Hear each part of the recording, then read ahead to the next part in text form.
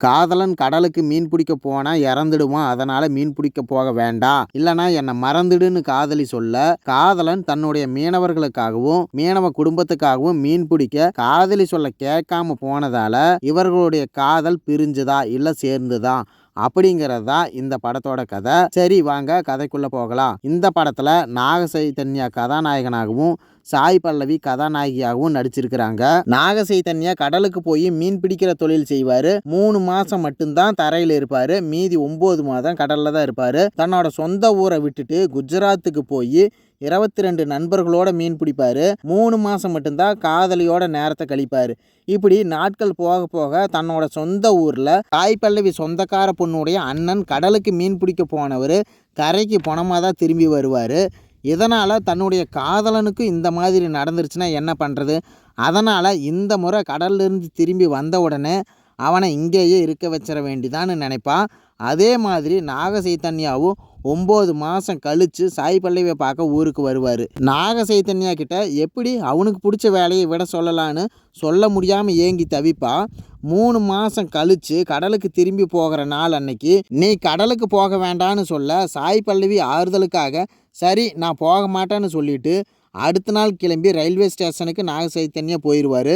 சாய் பல்லவியும் காதலன் பார்க்க ரயில்வே ஸ்டேஷனுக்கு வந்து நீ போகாதேன்னு சொல்ல காதலன் என்னை நம்பி தான் நம்ம கிராமமே இருக்குது, இந்த 22 பேரும் நான் போனாதான் பாதுகாப்பாக மீன் பிடிச்சிட்டு திரும்ப முடியும், நீ கோவிச்சுக்காத, உன்னை சமாளிக்கத்தான் நான் கடலுக்கு போகலேன்னு சொன்னேன், கோவிச்சுக்காதடின்னு சொல்ல சாய் பல்லவி நீ கடலுக்கு போனால் என்னை மறந்துடுன்னு சொல்லுவான்.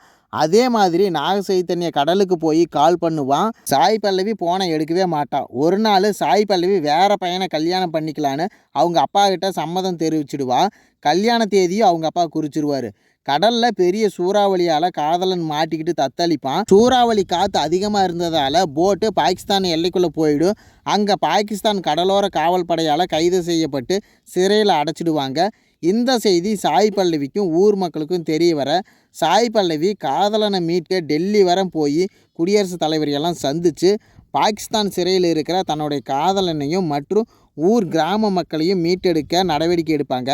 அதே போல் ஆகஸ்ட் 15 அன்னைக்கு விடுதலை செய்ய போகிறேன்ட்டு பாகிஸ்தான் கோர்ட்டும் தீர்ப்பு வழங்கிவிடும். இந்த சமயத்தில் தான் காஷ்மீர் ஆர்டிகல் 370 ரத்து பண்ணிவிடும் இந்திய கவர்மெண்ட்டு.